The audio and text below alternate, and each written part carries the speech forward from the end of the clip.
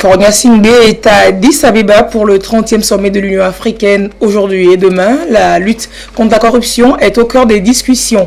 La réforme de l'UA également. Déjà vendredi, en amont de cette messe continentale, le Togo a été réélu pour un nouveau mandat au sein du Conseil de paix et de sécurité de l'institution.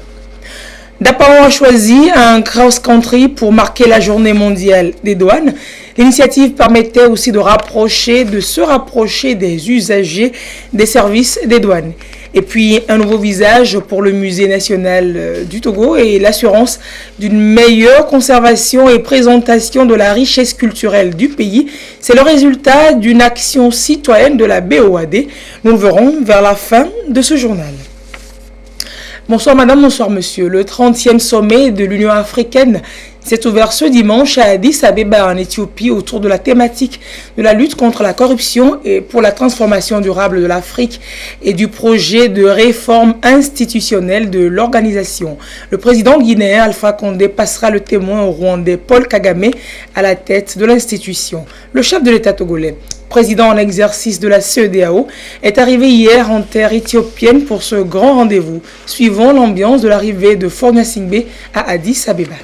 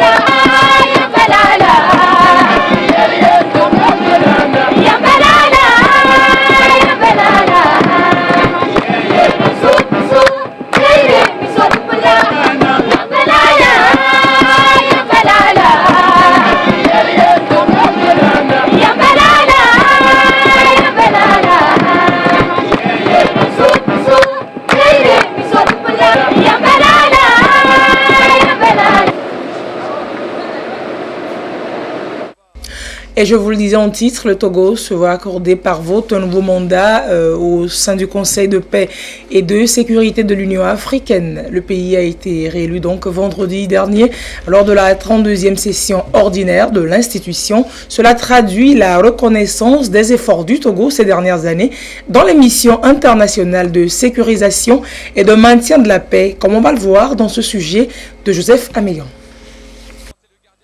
La 32e session ordinaire du Conseil exécutif de l'Union africaine tenue à Addis Abeba en Éthiopie, le Togo a été réélu pour un second mandat au Conseil de paix et de sécurité CPS pour la période 2018-2019. Cette brillante élection est en effet le fruit de l'engagement du Togo dans les opérations de maintien de la paix et de la sécurité dans le monde et en Afrique en particulier. Elle est également le résultat de la vision du chef de l'État togolais, Fornia Singbe, qui s'investit pour apporter la paix là où elle est menacée. Le Togo, ces dernières années, s'est illustré comme l'un des principaux contributeurs africains aux opérations de maintien de la paix en termes de personnel. Les plus hautes autorités togolaises accordent une grande importance au multilatéralisme ainsi qu'aux forums internationaux tels que l'ONU, l'Union africaine et la CEDEAO. En mars 2017, le Togo a réitéré ce ferme engagement en annonçant au secrétaire général de l'ONU la décision du chef de l'État d'augmenter le nombre des soldats togolais dans les opérations de maintien de la paix, de même que l'engagement résolu du Togo à soutenir toute action visant à garantir un monde plus sûr et pris de paix.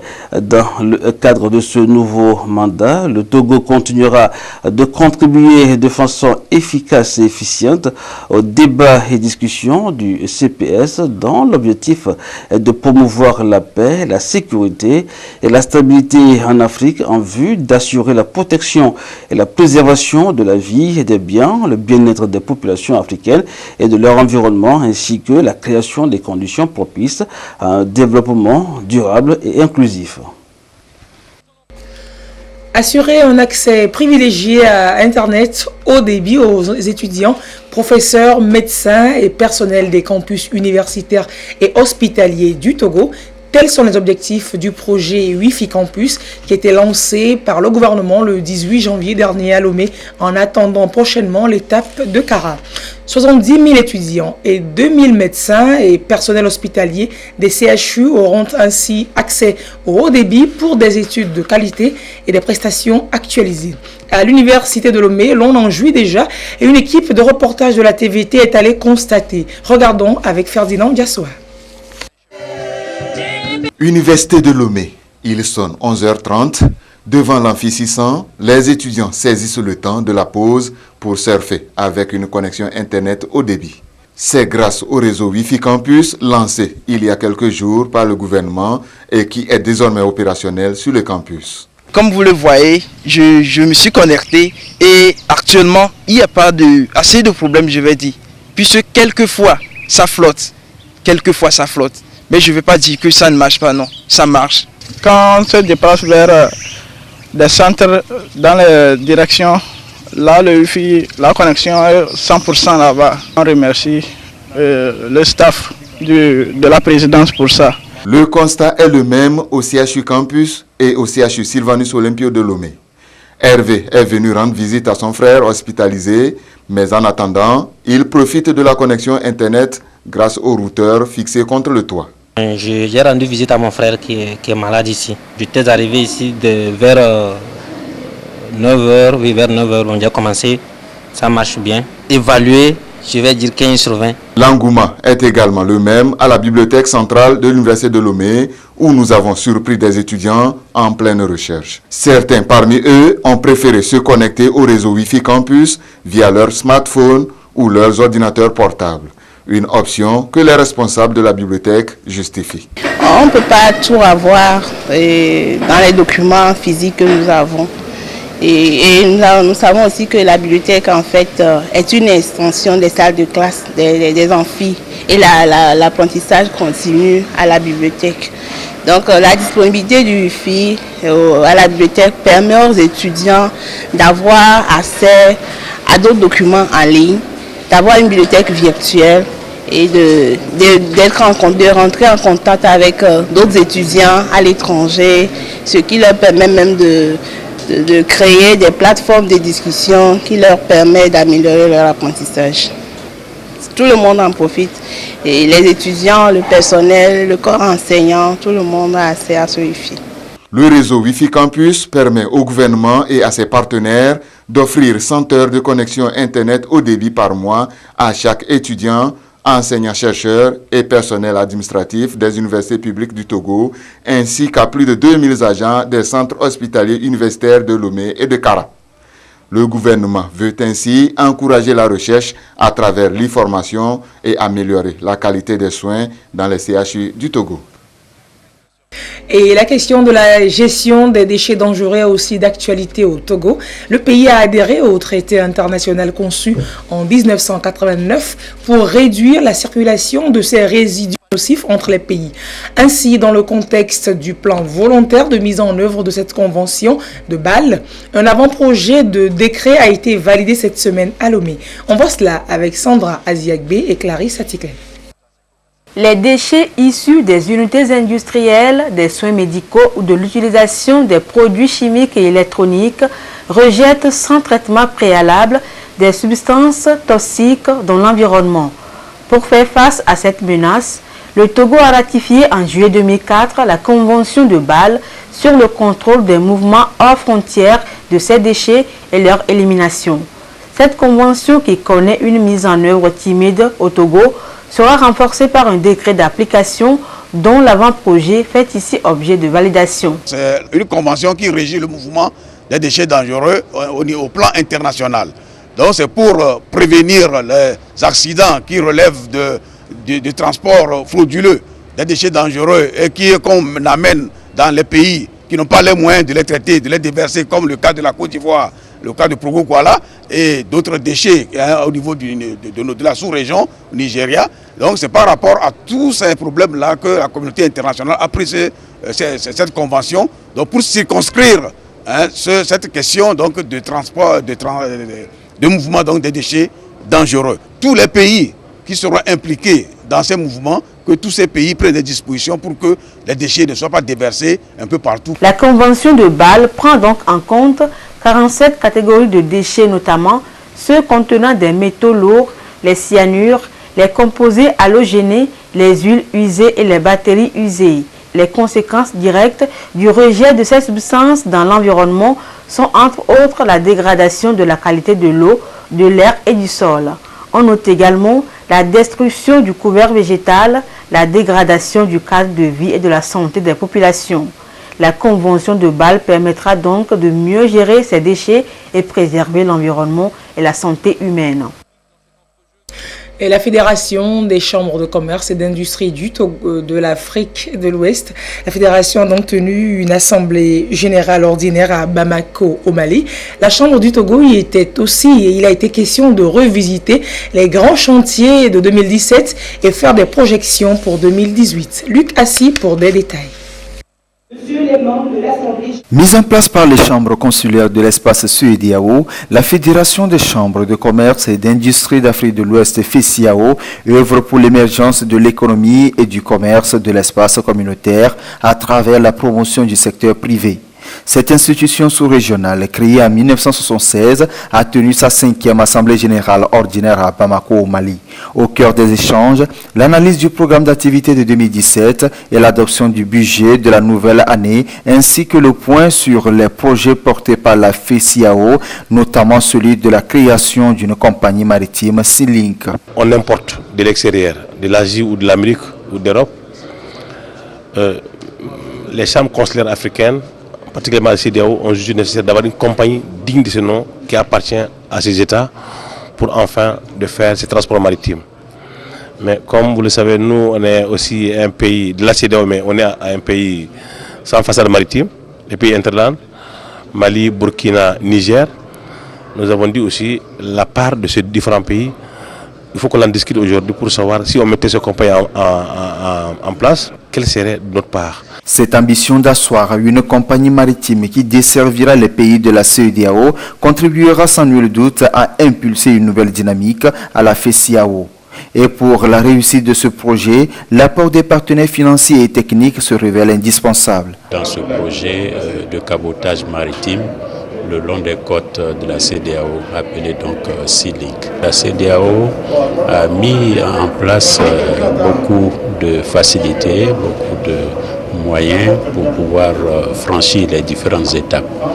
Aujourd'hui, nous arrivons presque au bout, n'est-ce pas, de ces efforts avec la création très prochaine de la structure et son opéralisation. Nos partenaires, c'est des opérateurs économiques de l'espace CEDEAO. Tous les opérateurs économiques sont nos partenaires. Ceci dit, nous sommes là pour parler de notre vie consulaire. Nous représentons le secteur privé de la CEDEAO, où la FEOC est un outil intégrateur pour penser à l'économie, au commerce sous-régional. Axé sur le thème « Les chambres de commerce et d'industrie pour une intégration régionale accomplie en Afrique de l'Ouest », cette Assemblée générale ordinaire de la FECIAO a permis de revisiter les bases de la viabilité de l'institution consulaire et d'asseoir une synergie d'action pour plus de promotion du secteur privé.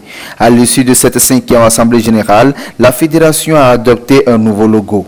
La rencontre s'est tenue en marge de la foire d'exposition internationale de Bamako. Le président de la FECIAO, qui était sur le site de cette foire, a souligné le rôle important joué par les chambres de commerce dans l'organisation de ces rendez-vous commerciaux. Et restons avec le secteur privé qui était vendredi en Business Breakfast à Lomé. Les responsables de structures bancaires et autres ont réfléchi au mécanisme de renforcement des banques en cas de crise financière, notamment les dispositifs des réformes BAL 2 et BAL 3. On en parle avec Nathalie Panigui. Un business breakfast des banquiers et responsables des sociétés du secteur privé organisé par le cabinet Deloitte Togo de concert avec la Chambre de commerce et d'industrie du Togo et l'Association professionnelle des banques. au centre des échanges, la mise en œuvre des réformes BAL 2, BAL 3 par la BCEAO depuis le 1er janvier 2018 dans l'espace UEMOA. Des réformes qui visent à renforcer la qualité des fonds propres des banques et de leur solvabilité. Le rôle d'une banque, c'est de prendre des risques pour pouvoir financer l'économie. D'accord ? Donc une banque elle va prendre de l'argent chez les emprunteurs, elle va prêter, elle va collecter de l'argent de certaines personnes et les prêter aux autres. D'accord ? Et il faut qu'on s'assure que quand elle prête l'argent aux autres, elle a suffisamment de fonds propres, d'accord, pour faire face au fait que des prêteurs ne remboursent pas. Et donc c'est ce qu'on appelle la solvabilité. Et il est apparu qu'il y aura un impact quand même sur les activités des banques et peut-être sur la manière de travailler avec ces acteurs économiques. Et nous avons senti quand même qu'il y a un déficit d'information vis-à-vis du public et que la réforme BAL 2, BAL 3 fait peur. Voilà, et je pense qu'il y a nécessité quand même de communiquer un peu mieux par rapport à ça.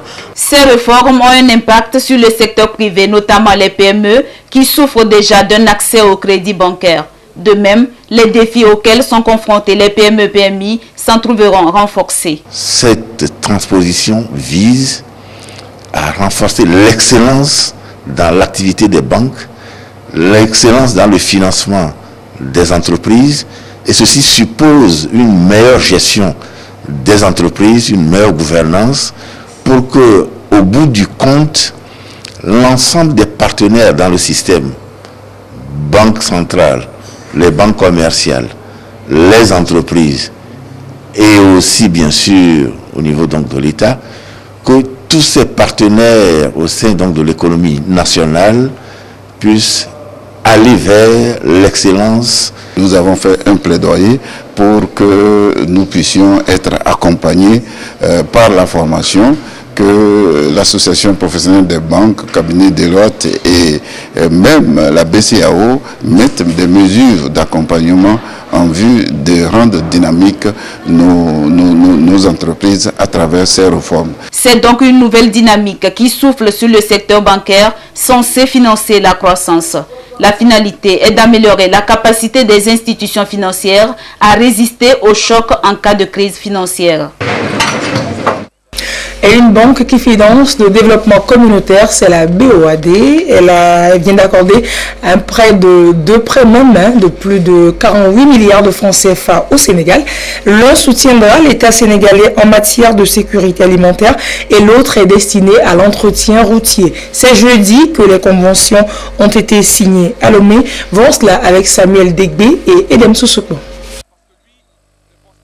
La BOAD, Banque Ouest-Africaine de Développement, soutient la politique du Sénégal émergent prévue sur les périodes 2018-2025. L'institution financière de l'UEMOA vient d'octroyer 48,5 milliards de francs CFA à l'État sénégalais pour lui permettre de réaliser 2 programmes. Un projet de sécurité alimentaire et un autre de sécurité routière. Ainsi, le programme d'entretien périodique 2017-2018 des routes revêtues au Sénégal porte sur 2 volets, à savoir l'entretien périodique d'environ 772 km de réseau routier revêtu et l'élargissement et le renforcement des routes revêtues Kaffrine, Mbacké et Fatick, Foundiougne, passées sur une longueur de 167 km.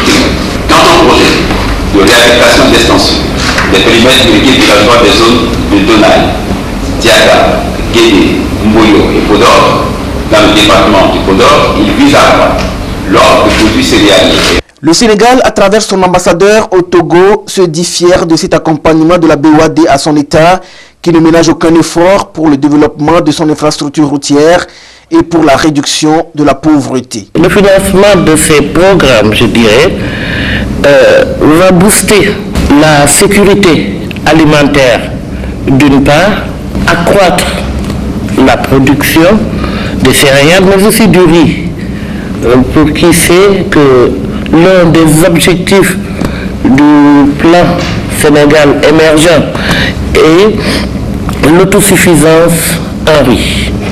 Outre la sécurité alimentaire du premier, le second nous permet d'assurer tout simplement la sécurité.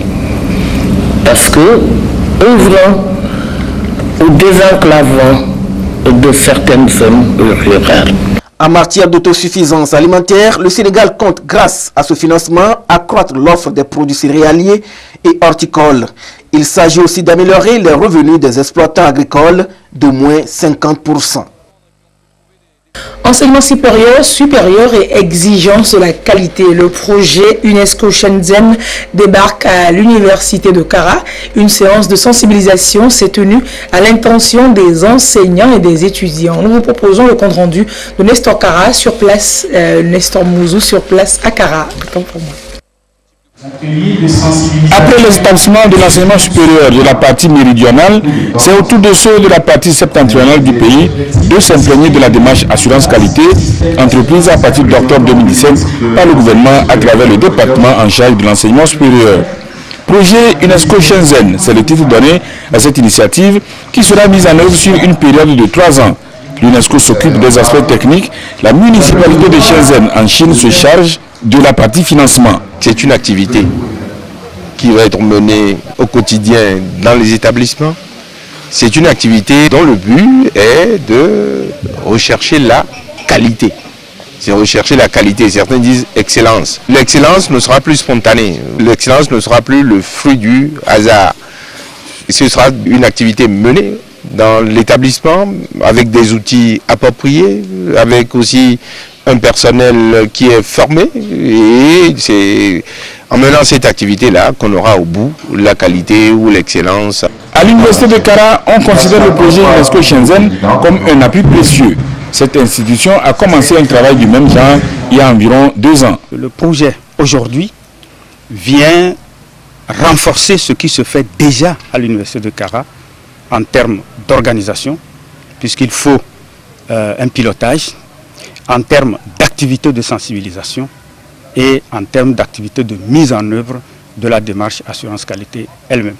Donc de ce point de vue, c'est une activité très bénéfique dont nous attendons beaucoup à l'université de Kara pour amplifier ce que nous sommes en train de faire déjà depuis 2016.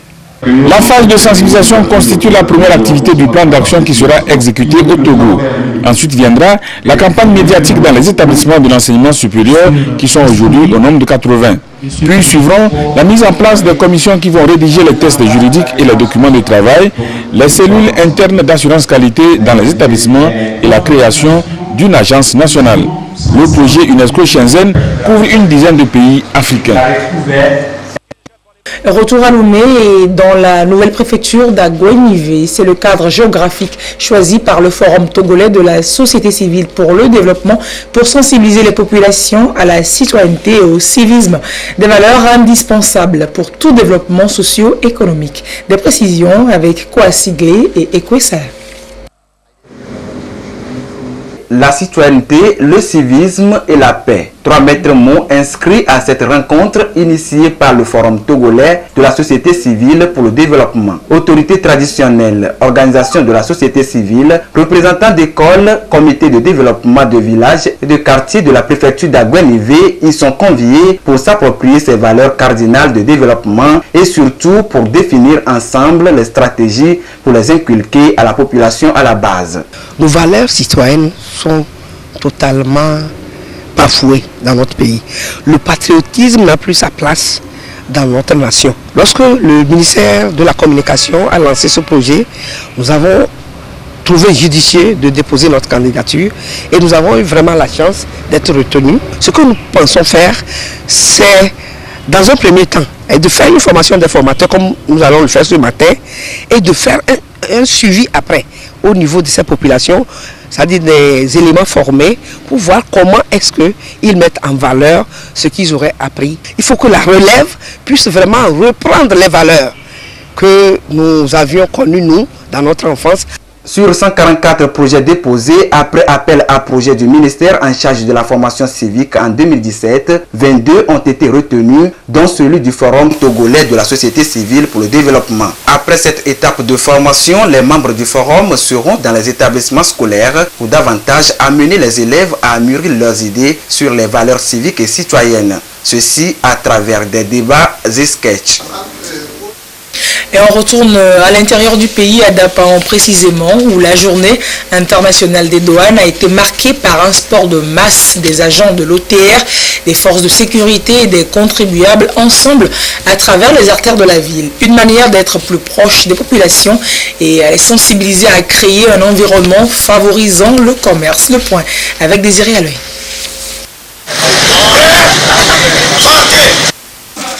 Une course populaire des agents de l'ETR, les forces de sécurité et les contribuables dans la région des Savanes, ensemble pour un sport de masse à travers les artères de la ville de Dapan.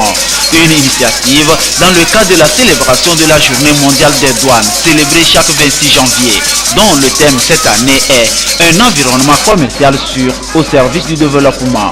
L'Office togolais des recettes, par ce sport collectif, entend être plus proche des populations, les contribuables, chacun jouant sa partition pour ensemble contribuer à bâtir le pays. Nous célébrons depuis quelques jours la Journée internationale des douanes.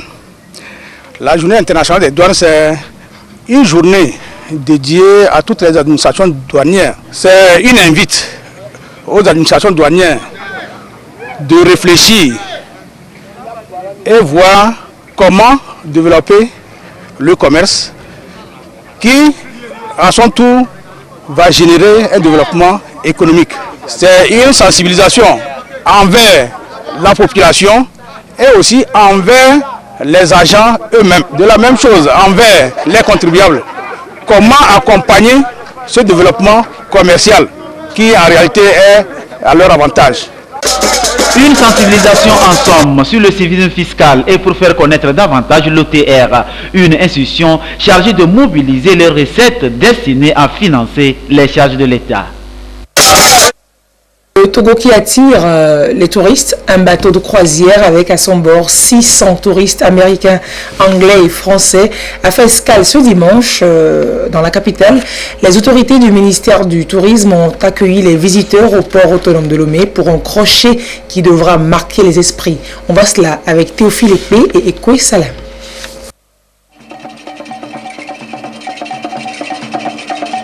À bord de l'insigne en provenance des États-Unis d'Amérique, 600 touristes.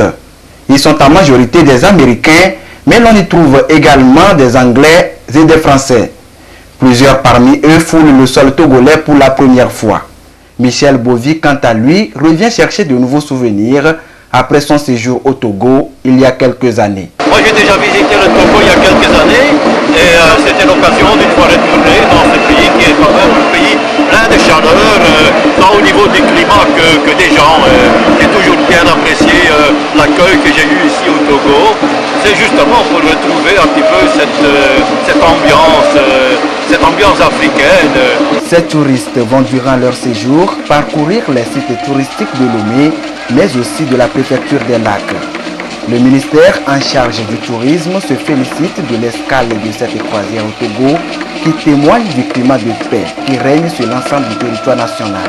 À l'occasion de ces visites, il y aura des prestations dans les restaurants et les hôtels. Il y aura des prestations au niveau des groupes folkloriques. Ils vont acheter des objets d'art souvenirs. C'est autant de devises qui rentrent pour l'économie nationale. Il est donc du devoir de tout Togolais d'œuvrer pour la préservation de ce climat de paix, pour que les activités économiques, notamment le tourisme, puissent continuer à prospérer dans notre pays. À leur descente du bateau, quelques-uns des visiteurs profitent de l'ambiance du ballet Lyonceau avant d'embarquer pour les différents sites touristiques choisis. La visite ne va durer que quelques heures et la croisière va reprendre sa route. Direction le Bénin. Du tourisme, faisons un tour par le musée national du Togo. La Banque ouest-africaine de développement a d'ailleurs appuyé la remise en l'état de l'exposition des œuvres d'art au sein de ce musée à Lomé. Une belle contribution à la préservation du patrimoine culturel national qui donne un nouveau visage d'ailleurs aux expositions. Regardons aussi avec Yasmine Kodjia et Yves Agbevivi.